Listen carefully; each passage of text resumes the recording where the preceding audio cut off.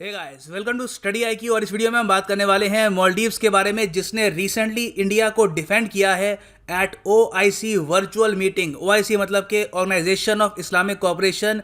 यहाँ पर फिर से इंडिया पे आरोप लग रहा था इस्लामोफोबिया का। मालदीव्स ने कहा कि ये आरोप यहाँ पर इंडिया पे लगाना ठीक नहीं होगा। डिस्कस करेंगे इस टॉपिक को।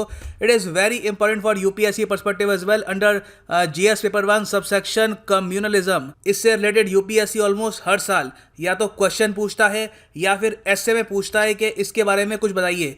हो सकता है इन द फ्यूचर आपको इसका इंटरनेशनल एस्पेक्ट भी समझाना पड़े इन एन एसे, तो उसके लिए you should be prepared. So काफ़ी कुछ आपको जानने को मिलेगा इस वीडियो में। A lot to know, a lot to discuss as always. But before we begin, Telegram app पर जाओ, यहाँ पे सर्च करो Dhawan sir and join our Telegram channel. हमारी ऐप भी आती है, go to Google Play Store, download the study IQ education app. यहाँ पर आप हमारा फ्लैगशिप UPSC कोर्स परचेज कर सकते हैं, जिससे प्रीलिम्स और मेंस की तैयारी आप घर बैठे या कहीं भी कर सकते हैं। EMI ऑप्शन की जो डिमांड थी बहुत ज़्यादा थी, तो EMI ऑप्शन अवेलेबल है अब 31 मई 2020 तक। नाउ सबसे पहली बात, इस्लामोफोबिया ये है क्या? बहुत ही सिंपल डेफिनेशन इसकी ये है, मुस्लिम्स या इस्लाम के प्रति बहुत ज़्यादा डर और हॉस्टिलिटी होना, जिसकी वजह से हेट स्पीच देखने को मिलता है, हेट क्राइम्स होते हैं against Muslims, social political discrimination, ये सब पार्ट हैं इस्लामोफोबिया के। इंडिया को अगर हम देखें तो रीसेंट टाइम्स में वेरियस क्वार्टर्स ने इंडिया पे आरोप लगाया है कि इंडिया में इस्लामोफोबिया बढ़ रहा है, मतलब कि हमारे यहाँ मुस्लिम्स के अगेंस्ट डिस्क्रिमिनेशन बढ़ रही है। फॉर एग्जाम्पल, रिसेंटली जो OIC का इंडिपेंडेंट ह्यूमन राइट्स कमीशन है, उन्होंने ये कहा था कि हम अर्ज करते हैं इंडियन गवर्नमेंट को कि आप अर्जेंट स्टेप्स लो और अपने देश में इस्लामोफोबिया को रोको। जो पाकिस्तान के प्राइम मिनिस्टर हैं, उन्होंने इंडिविजुअली बहुत बार ये इशू रेज किया है, चाहे UN जनरल असेंबली हो, वहाँ पे इन्होंने ये कहा था कि रेडिकल इस्लाम जैसी कोई चीज़ नहीं होती। और उसके बाद एक अलग स्पीच में ये भी कहा कि इंडिया में COVID-19 के नाम पर मुस्लिम्स को टारगेट किया जा रहा है। ये इनकी स्टेटमेंट्स है। और इनके साथ टर्की और मलेशिया ने भी रिसेंटली ये कहा था कि इंडिया में ये इश्यूज बढ़ रहे हैं। तो ये तो हमने बात करी है OIC, टर्की, मलेशिया, पाकिस्तान की। फिर USA से भी ये इशू रेज किया गया USCIRF की रिपोर्ट में।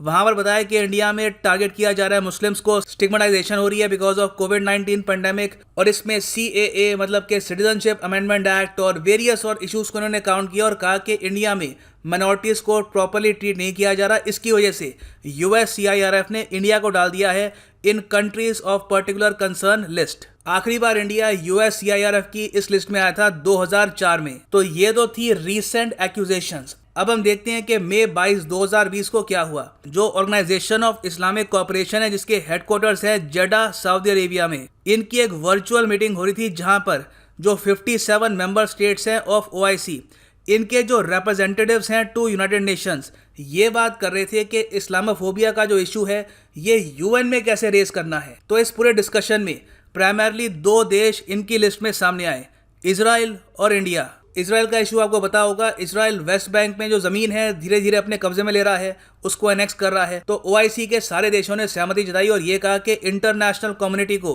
थ्रू यूनाइटेड नेशंस ये बोलेंगे कि इजराइल पर सैंक्शंस लगाओ, ये वेस्ट बैंक में ज़मीन ऑक्यूपाई कर रहे हैं इलीगल तरीके से। सो इजराइल के बाद अगला इशू सामने आया इंडिया का।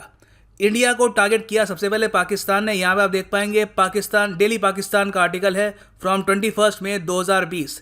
जो पाकिस्तान के एम्बेसडर हैं टू UN, इन्होंने OIC के बाकी एम्बेसडर्स को ये कहा कि इंडिया में मुस्लिम्स को टारगेट किया जा रहा है, कश्मीर में और बाकी रीजन में भी। ये पाकिस्तान की स्टेटमेंट थी। और पाकिस्तान की कोशिश यहाँ पर यह थी कि जिस तरीके से OIC ने टारगेट किया है इजराइल को, वैसे ही एक सिमिलर कंसेंसस डेवलप हो OIC में रिगार्डिंग इंडिया, और इंडिया की भी सैंक्शंस की डिमांड उठे एट यूनाइटेड नेशंस। मगर प्रॉब्लम ये हुई पाकिस्तान के लिए कि एक देश ने इस इशू को ब्लॉक कर दिया और यहाँ पर कहा कि हम नहीं मानते कि इंडिया को सिंगल आउट करना ठीक है फॉर इस्लामोफोबिया।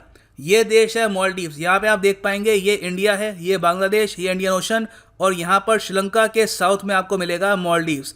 एक आर्कीपेलगो है, बहुत से छोटे छोटे आइलैंड से मिलकर बनता है मालदीव्स। मालदीव्स के बारे में मैं आपको ये बता दूं कि ऑफिशियल रिलीजन इस कंट्री में है इस्लाम का, और मालदीव्स के कानून के हिसाब से आप ओपनली इस्लाम के अलावा कोई भी रिलीजन प्रैक्टिस नहीं कर सकते। 2008 में इनके संविधान में ऐड किया गया था कि ये जो कंट्री है is based on the principles of Islam, और आप अगर एक मुस्लिम नहीं है तो आप मालदीव्स की नागरिकता भी हासिल नहीं कर सकते। यहाँ पे आप देखेंगे मालदीवियन सिटीजनशिप एक्ट है, ही इज ए मुस्लिम, ये कंडीशन होना काफी इंपॉर्टेंट है, सबसे इंपॉर्टेंट है to get the citizenship of Maldives. तो ये देश इंडिया के बचाव में आया है और मालदीव्स ने ये कहा है कि इंडिया को सिंगल आउट करना, क्या आप ये कहो कि सिर्फ इंडिया में ही इस्लामोफोबिया का इशू है, ये ठीक नहीं है। ये एक लार्जर इशू है, ये ग्लोबल इशू है, इसको हमें as a global issue deal करना चाहिए। इंडिया की अगर हम बात करें तो यहाँ पे इन्होंने ये कहा इंडिया के बारे में, यहाँ पर 20 करोड़ मुसलमान हैं, टोटल आबादी का 14.2% मुस्लिम्स हैं, और इंडिया दुनिया की सबसे बड़ी डेमोक्रेसी है। तो इतने बड़े देश को जहाँ पर इतने सारे लोग रहते हैं वहाँ पर हम सिंगल आउट नहीं कर सकते कि इस पूरे देश में ही इस्लामोफोबिया का इशू है। तो ये कहकर मालदीव्स ने पाकिस्तान की पिच को ब्लॉक कर दिया कि इंडिया के खिलाफ भी ओआईसी में कोई रेजोल्यूशन या फिर कुछ आप कह सकते हैं कंसेंसस डेवलप हो रिगार्डिंग इस्लामोफोबिया। आगे मालदीव्स ने यह भी कहा है कि इंडिया ने इन रीसेंट टाइम्स बहुत ही अच्छे रिलेशन डेवलप किए हैं with Saudi Arabia, UAE, Afghanistan, फलस्तीन। ये सब काम इजराइल ने नहीं किए हैं, तो दोनों कंट्रीज को कंपेयर करना वैसे ही गलत है। और जो इंडिया के प्राइम मिनिस्टर हैं उनको इन सब वेरियस कंट्रीज ने उनके हाईएस्ट सिविलियन अवार्ड से भी सम्मानित किया है। अब यहाँ पे आप अगर सोच रहे हैं कि मालदीव्स ने इंडिया का बचाव किया है क्योंकि इंडिया मालदीव्स को फाइनेंशियल एड देता है या फिर इंडिया हेल्प करता है मालदीव्स की टू फाइट कोविड-19, तो ये स्टेटमेंट सही नहीं होगी, क्योंकि काफ़ी बार वेरियस कंट्रीज़ ने कई और कंट्रीज़ का बचाव किया है on international forum. For example China में उइगर मुसलमानों के साथ क्या हो रहा है ये सबको पता है, मगर तब भी पाकिस्तान उन 37 कंट्रीज़ में शामिल था जिन्होंने चाइना का बचाव किया था eight UN human rights council. यहाँ पे मैं आपको पाकिस्तान का ये आर्टिकल दिखा रहा हूँ, ये 1 साल पहले 2019 में हुआ था। तो इंडिया के लिए यहाँ पर काफ़ी अच्छी बात है कि फाइनली ओआईसी में कंट्रीज उठ रही हैं और वो ये कह रही है कि इंडिया में इस्लामोफोबिया इतना बड़ा इशू नहीं है जितना पाकिस्तान उसको बनाने की कोशिश कर रहा है, और इस इशू को लेकर दुनिया की सबसे बड़ी डेमोक्रेसी को टारगेट करना यह भी ओआईसी के हिसाब से एक सही स्टेप नहीं होगा। So this is the good news for India, आप कह सकते हैं एक फॉरेन पॉलिसी विक्ट्री है। और यह है एंड इस वीडियो का। Thanks for listening and as always God bless you all.